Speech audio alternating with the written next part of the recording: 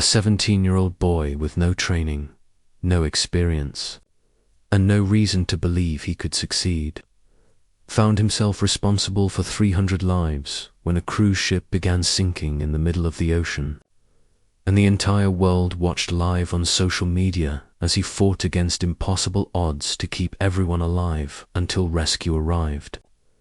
This is the story of Marcus Webb, a teenager who became a hero not because he wanted to be, but because when everyone else panicked, he was the only one who refused to give up. Before we dive in, what time are you listening? Where are you from? Drop a comment below and tell me, and please like and subscribe for more videos like this. Marcus Webb sits in his small cabin on the lower deck of the Ocean Star, scrolling through his phone. He is 17 years old, tall and lanky, with dark skin and tired eyes. He is not a passenger on this cruise ship. He is working. His mother cleans cabins, and she brought him along during summer break because she cannot afford to leave him home alone. The cruise line allowed it as long as he stayed out of sight, away from the paying passengers. He wakes up at 5 every morning to help his mother. They push heavy carts filled with fresh linens through narrow corridors. They scrub bathrooms, make beds, vacuum floors. The work is exhausting, and the passengers barely notice them. To the wealthy families lounging by the pool, Marcus and his mother are invisible, just part of the background. Just the Help today is the 4th day of a 7-day Caribbean cruise. Marcus finishes his morning work and retreats to his cabin. He lies on his bunk and opens his laptop. He is teaching himself computer programming through free online courses. He wants to go to college, wants to build a better life for himself and his mother. But college costs money they do not have. So he studies alone in the small hours between shifts, hoping that somehow, someday, things will be different. At 2 in the afternoon, he hears a sound. It is a deep, grinding noise that rumbles through the walls. The ship shudders. Marcus sits up. Something is wrong. He steps into the corridor and sees other crew members looking around, confused. Then the alarm sounds. It is loud, piercing, urgent. The ship's intercom crackles to life. All passengers and crew are instructed to report to their muster stations. Immediately, Marcus finds his mother in the crew mess hall. Her face is pale. She grabs his hand and they move toward their assigned muster station on deck 6. But as they climb the stairs, they can feel it. The ship is tilting. Not dramatically, but enough to notice. The floor beneath their feet is no longer level. They reach the deck and see chaos. Passengers are shouting, crying, demanding answers. The crew members are trying to maintain order, but they look just as scared as everyone else. The ship has struck something underwater, a submerged shipping container that tore a massive hole in the hull. Water is flooding the lower decks. The engine room is already submerged. The ship is taking on water faster than the pumps can handle. The captain makes an announcement. They are abandoning ship. Lifeboats are being prepared. Everyone must remain calm and follow instructions. But Marcus can see the fear in the crew's eyes. This is not a drill. This is real. The ship is sinking, and they are 300 miles from the nearest land. The crew begins loading passengers into lifeboats. Women and children first, then the elderly, then everyone else. But there is a problem. The ship is listing heavily to one side now, tilted at a steep angle. Half of the lifeboats cannot be launched because they are too high above the water on the elevated side of the ship. The other half are already in the water, pulling away with passengers inside. The crew is running out of options. Marcus and his mother are still on board. So are about 300 other people, passengers and crew, all waiting for lifeboats that may never come. The ship groans and tilts further. People scream.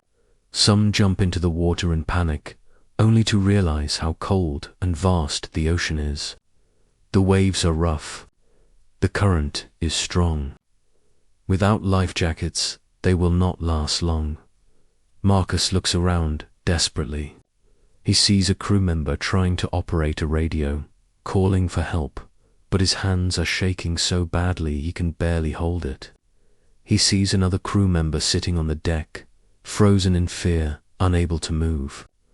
The passengers are screaming at the crew, demanding they do something, but no one is taking charge. No one is leading. Everyone is panicking. Marcus's mother grips his arm. She tells him to stay close, to stay calm. But Marcus cannot stay calm. He can see what is happening. The ship is sinking faster now. The bow is dipping lower into the water.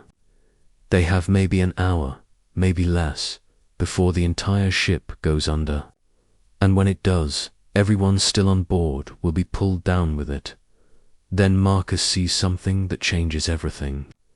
A young crew member, maybe 20 years old, is holding a satellite phone. He is trying to call the Coast Guard, but he is so panicked he keeps dropping the phone, keeps pressing the wrong buttons. Marcus walks over to him and takes the phone from his hands.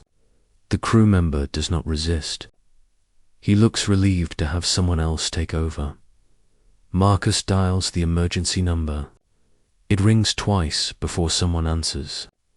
He explains the situation. The ship is sinking. 300 people are still on board. They need help immediately. The voice on the other end tells him rescue helicopters are on the way, but they are 2 hours out. 2 hours. Marcus looks at the sinking ship and knows they do not have 2 hours. He asks the voice what they should do. The voice tells him to keep everyone calm, keep everyone together, and keep everyone alive until rescue arrives. Then the voice asks who he is.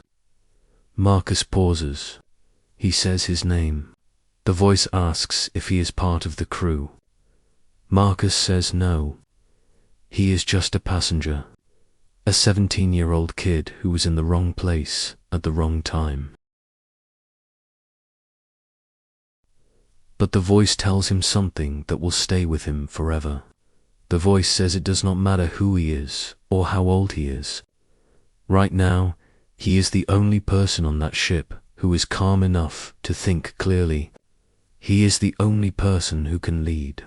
So he needs to step up. He needs to take charge. Because if he does not, people are going to die. Marcus hangs up the phone and looks around. 300 terrified people are counting on him, even if they do not know it yet. He takes a deep breath and starts moving. He finds a megaphone in an emergency locker and turns it on. His voice echoes across the deck. He tells everyone to listen.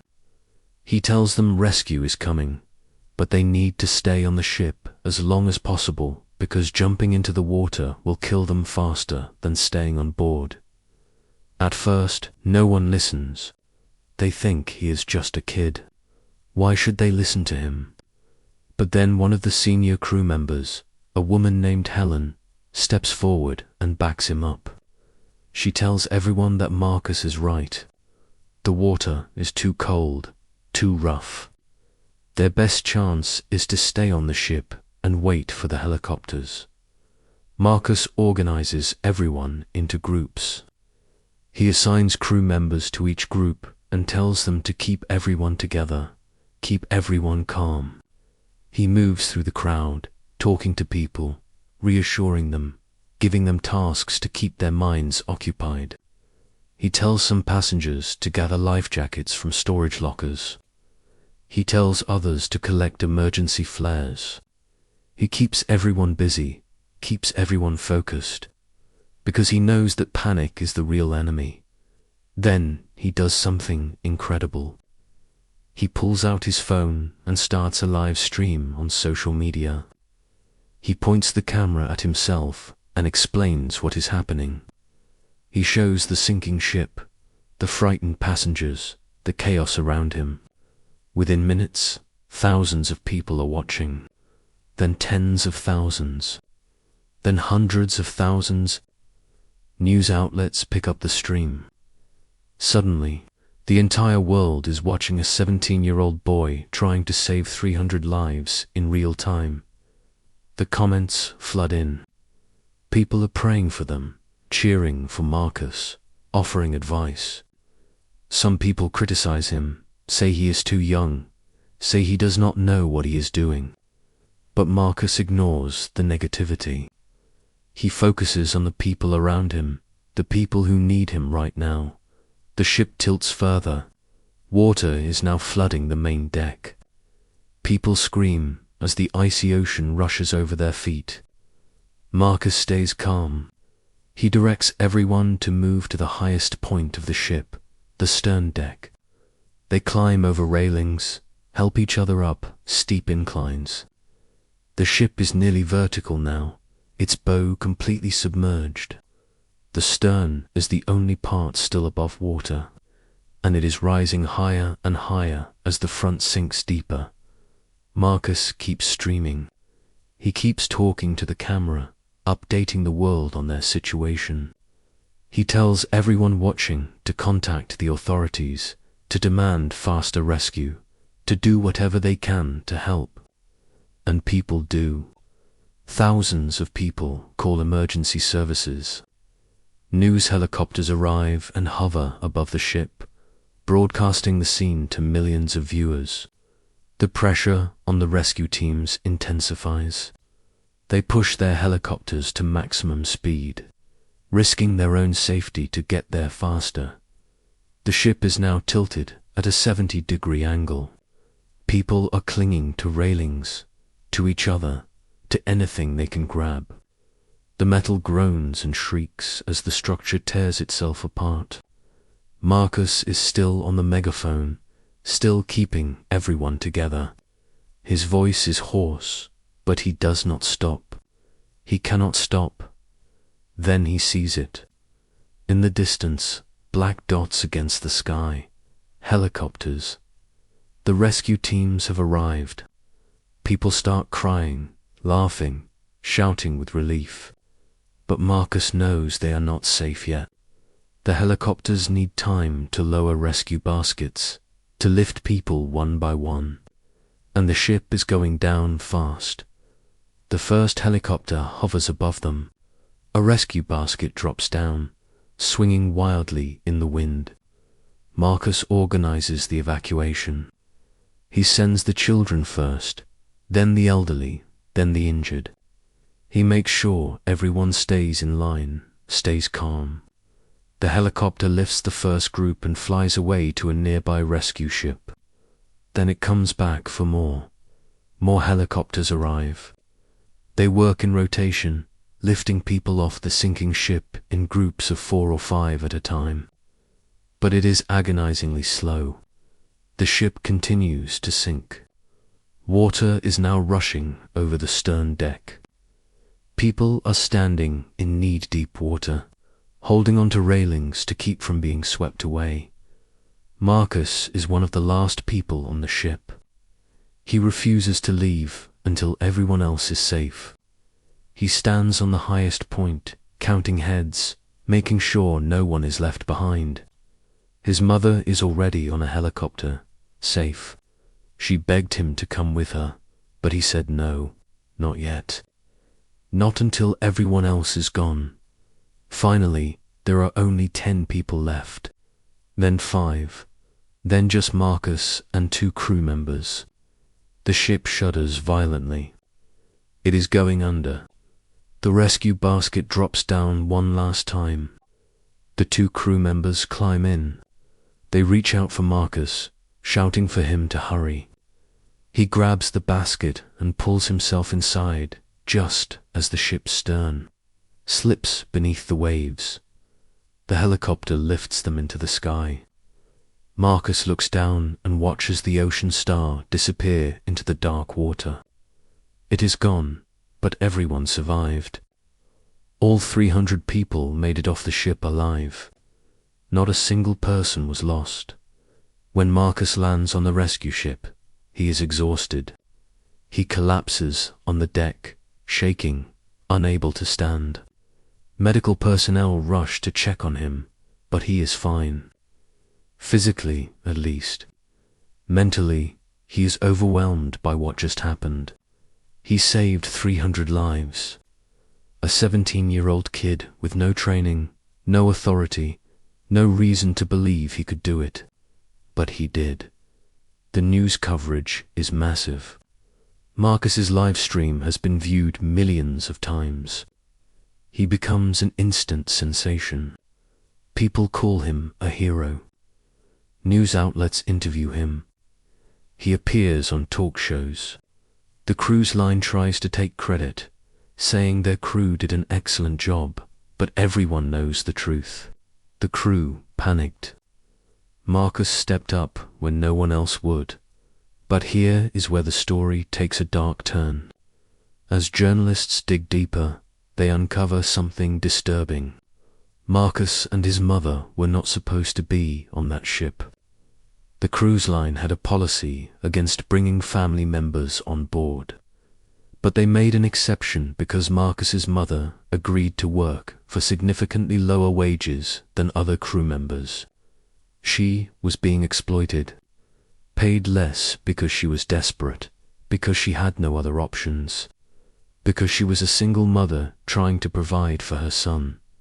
And Marcus was never given any safety training. He was told to stay hidden, to avoid passengers, to be invisible. When the emergency happened, he was not assigned to a muster station. He was not included in the evacuation plan. If he had followed the rules, if he had stayed in his cabin like he was supposed to, he would have drowned in the lower decks when the water rushed in. The cruise line tries to control the narrative, but the public is outraged. People demand accountability. How could a company put a teenager on a ship without proper training or safety protocols? How could they pay his mother less than other workers and then ignore her son's existence during an emergency? Marcus testifies before a government committee investigating the incident. He tells them everything. The exploitation, the lack of training, the chaos during the evacuation. He tells them that the only reason everyone survived was luck. Luck that he happened to be calm under pressure. Luck that he had the courage to take charge. But it should never have come down to luck. People's lives should not depend on a 17-year-old boy doing the job that trained professionals were supposed to do.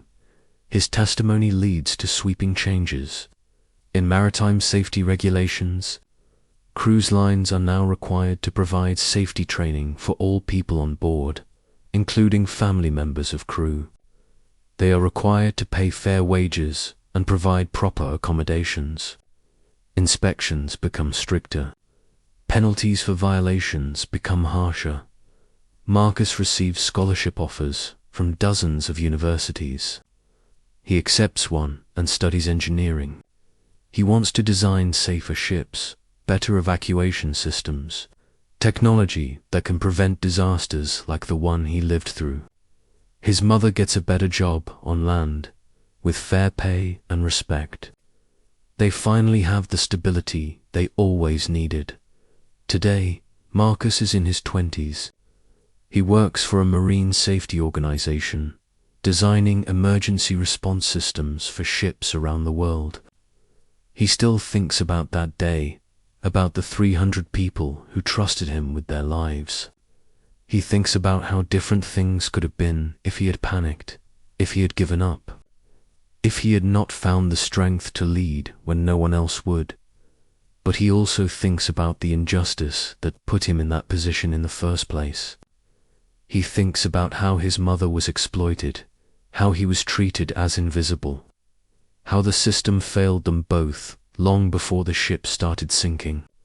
He thinks about all the other people who are still being exploited, still being treated as less than, still being ignored until a crisis forces everyone to pay attention. Marcus's story is not just about survival. It is about how we value people. It is about how we treat the invisible workers who make our lives comfortable. It is about how we respond when systems fail and ordinary people are forced to become extraordinary just to stay alive. Marcus did not ask to be a hero. He was just a kid trying to help his mother, trying to build a better future. But when the moment came, he proved that courage has nothing to do with age or training or authority. Courage is about choosing to act when everyone else is frozen in fear.